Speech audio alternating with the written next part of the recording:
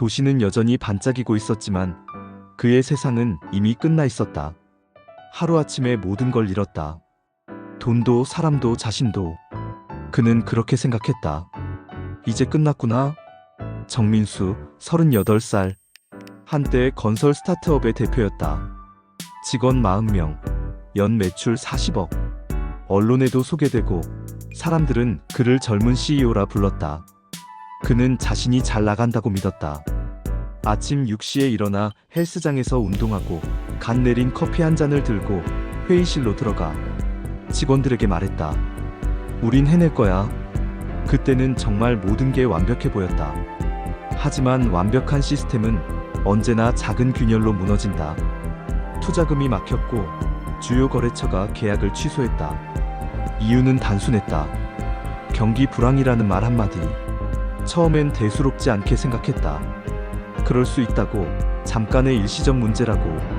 하지만 그 잠깐이 너무 길어졌다. 급여일이 다가왔을 때 직원 한 명이 조심스럽게 물었다.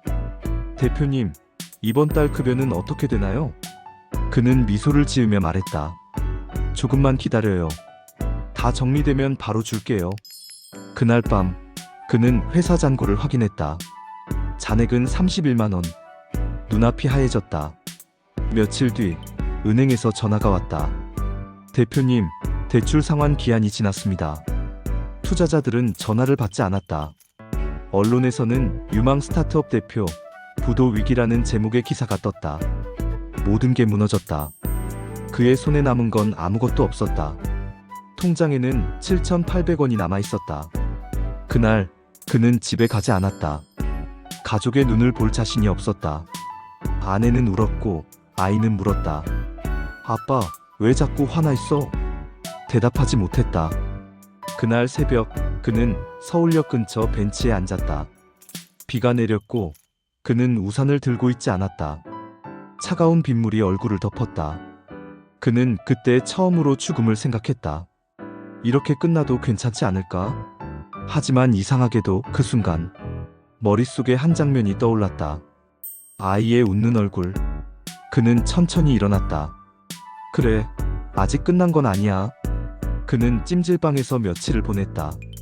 씻지도 못하고 아무도 만나지 않았다. 휴대폰은 꺼두었다. 그동안 알고 지내던 사람들, 그렇게 형, 동생이라 부르던 사람들은 모두 사라졌다. 그때 깨달았다. 내가 사람을 숫자로 봤구나. 그리고 나 자신도 돈으로 평가했구나. 그는 일기를 쓰기 시작했다. 제목은 오늘을 버티는 법. 아무도 읽지 않았지만 그는 매일 썼다. 오늘은 컵라면을 먹었다. 그래도 따뜻해서 좋았다. 그 문장은 이상하게 마음을 편하게 했다. 어느 날 그는 새벽 아르바이트를 시작했다. 편의점에서 밤새 계산하고 낮에는 택배 상하차를 했다. 하루 종일 몸이 부서져라 일했지만 이상하게 기분이 나쁘지 않았다.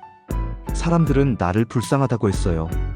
그런데 이상하게 그때가 제일 살아있는 느낌이었어요. 그는 번 돈으로 중고 노트북 하나를 샀다. 그리고 밤마다 블로그를 썼다. 제목은 다시 일어서는 법. 그의 글은 솔직했다. 난 실패했다. 하지만 살아있다. 그 단순한 문장 하나가 수많은 사람들의 마음을 움직였다. 댓글이 달리기 시작했다. 저도 지금 바닥이에요.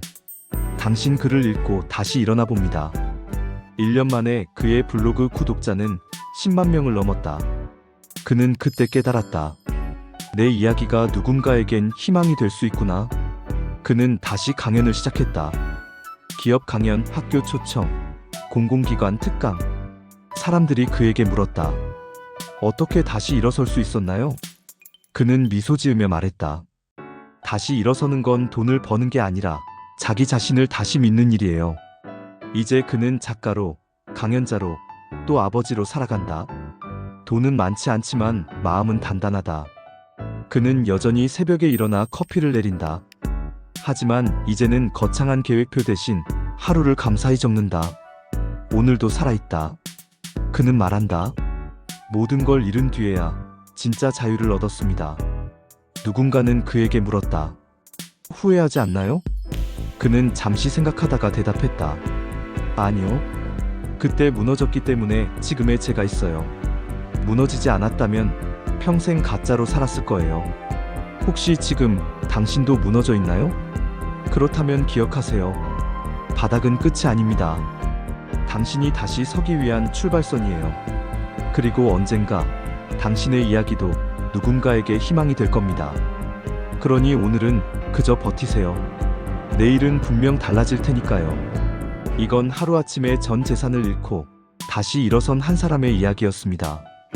그리고 어쩌면 당신의 이야기이기도 합니다.